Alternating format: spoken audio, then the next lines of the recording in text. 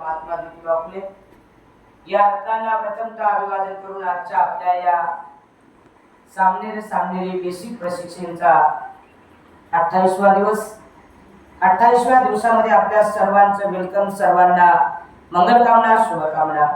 सर्वांनी आपल्या आईवडिलांसाठी जोरदार टाळ्या वाजवाव्या. सर्वांनी जोरदार टाळ्या वाजवाव्या. आपण स्वतः या ठिकाणी आहात त्याबद्दल तुम्ही सर्वांनी जोरदार धन्यवाद, मंगलकामना. आजच्या आपल्या या शिबिरामध्ये बेसिक प्रशिक्षण शिबिरामध्ये आपण 28व्या दिवसामध्ये पदार्पण करताना अत्यंत आनंद होत आहे. आपल्या सर्वांचे कौतुक, सर्वांना मंगलकामना. प्रियजनो, आपण बाबासाहेबांनी सांगितलेले 10 संस्कार त्यापैकी आपण 6 संस्कार बघितलेले आहेत.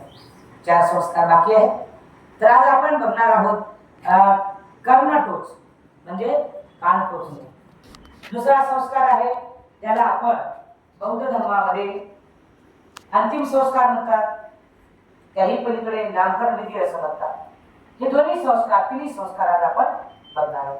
आता कर्णटोच म्हणजे काय की काही लोक आपल्या मुलांना, आता मुली असतील तिथे कितव्या महिन्यामध्ये आपण कर्णटोच केला पाहिजे, कोणत्या महिन्यामध्ये आपण तिला कानामध्ये बाळी घातली पाहिजे. तर ते वयाचे 3-4 वर्षात, 5 वर्षात, 6 वर्षात, हे झाले 6 वर्षात. काही लोक 6व्या दिवशी 5व्या दिवशी कर्णटोच करतात. पण 6व्या-5व्या दिवशी कमी तिला किती त्रास होतो ठीक आहे. तो संस्कार असतो. पण त्या संस्कारा दिवशीला व्हाईट कपडे घालून, विसरण परिशीलन करून, तिच्या आईवडिलांकडून पुण्यात दान कर्म करून आपण तिच्या कर्णटोच केला पाहिजे. हा बाबासाहेबांनी विधी सांगितला. मुलगी असेल, काही लोक मुलांच्या कानात पण घालतात, पण सहसा मुलींच्याच कानात घालतात. तर तो जवळपास वयाच्या 5व्या वर्षी किंवा 4थ्या वर्षी किंवा 6व्या वर्षी केला पाहिजे. थोडीशी शोधे होते आणि तिला ती इजा होते, ते विजेपासून तिची सुटका होते. हा बौद्ध धर्माचा संस्कार आहे. आणि त्या संस्कारामुळे तिच्या जीवनामध्ये तिला वेगवेगळे साध सुंदर करता येतात. कान नाक टोचणे म्हणजे बाईंचा साज शृंगार आहे, पुरुषांचा नाही, महिलांचा. आणि त्या साज शृंगारासाठी मग साज शृंगार सुद्धा कसा घालावा हे सुद्धा महत्वाचं आहे. बाबासाहेबांनी एवढा या ठिकाणी परिषद झाली होती, महिला परिषद. आणि बाबासाहेबांनी महिलांना सांगितलं होतं, पहिले महिला कथिलाच्या हातामध्ये कडे, पायात कडे, ते अशा कथिलाच्या गळ्यामध्ये माळा, असे कानामध्ये असे लांब लांब ते कथिलाचे घालायचे.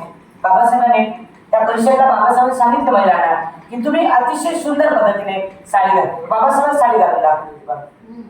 बाबासाहेबांनी साडी घालून दाखवली की आपल्या महिलाला की कशी घालायची असते. आपले लोक अशी टांगीची एक साडी घालायची.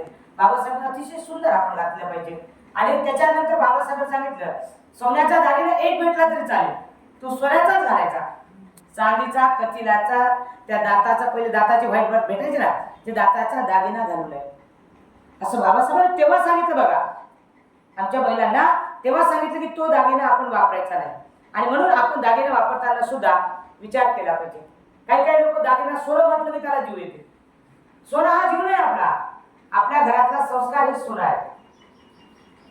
जे लोक गरीब आहेत, मग त्या गरीबांच्याकडे सोनच नाही, मग काय करायचं?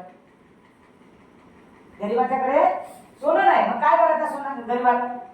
काही लोक सोनं सोनं सोनं इतकी आसक्ती असते, इतकी त्यांना आसक्ती असते, इतका हाव असते त्या सोन्याचा की माझं सोनं, मला सोनं, मला सोनं, मला सोनं.